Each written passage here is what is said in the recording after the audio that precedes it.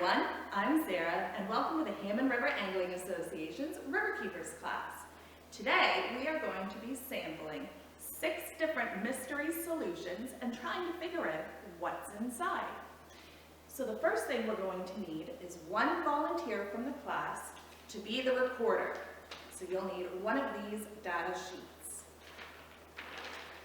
Next, we're going to get the jar that is labeled number 1. You want to be sure to enter the sample jar number on the top of your data sheet. Then we're going to start with our observations.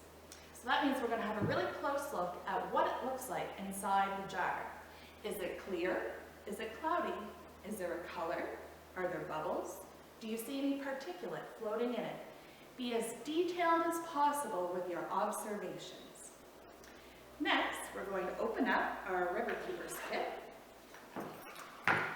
We are going to get out our thermometer. So we'll need a volunteer from the class to come up and hold the thermometer. So when you're holding it, you don't want to hold it too close to your body because it'll actually pick up your own body heat. So whoever the volunteer is, just hold it out to the side. And you're going to stay like this for the rest of the observations that we're about to make. And we'll check your temperature at the very end. So next, we're going to need another volunteer to come up, and you're going to get out the conductivity meter.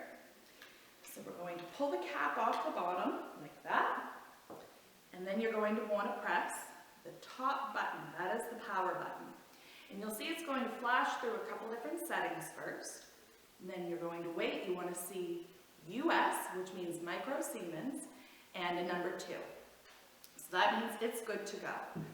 So we're going to open up our sample number 1. We're going to set our conductivity meter on the inside like this. And you want to give it just a gentle little swirl to make sure there's no air bubbles caught up in between the probe. So this usually takes a few seconds. You want to wait until the number has stabilized. That means it isn't changing anymore. And we're good there. Our bottom number is also the temperature of the solution. So we can record that it is 245 microsiemens on our data sheet for conductivity. And we can also record that the water temperature is 22.9 degrees. We can take that out, press the power button to turn it back on, and that is our conductivity. Next, we're going to need another volunteer to come up, and you're going to be given one pH test strip. One of these. So our volunteer is going to take the test strip, holding it from the top. You want to put it into the solution for about 2 seconds, and then lay it flat. And you're going to let it process for about 20 seconds before we check the results.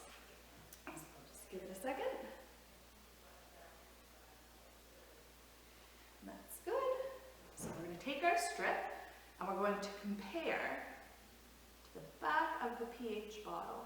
And we can slide this up and down until we figure out exactly where this sample lands. So our top one is chlorine. And that, if you can see, it is 0 for chlorine. Our next one is pH. It lands right about here, at about a 7.4. The next one is our alkalinity. And that is about here, in between 80 and 120.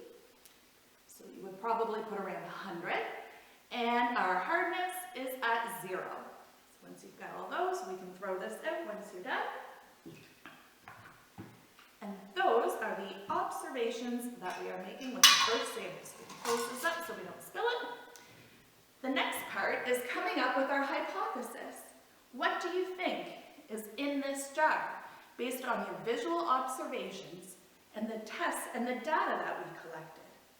So we'll give you a minute to think about what do you think is inside this jar before your teacher reveals the results. So the results of this one is actually tap water from our conservation center.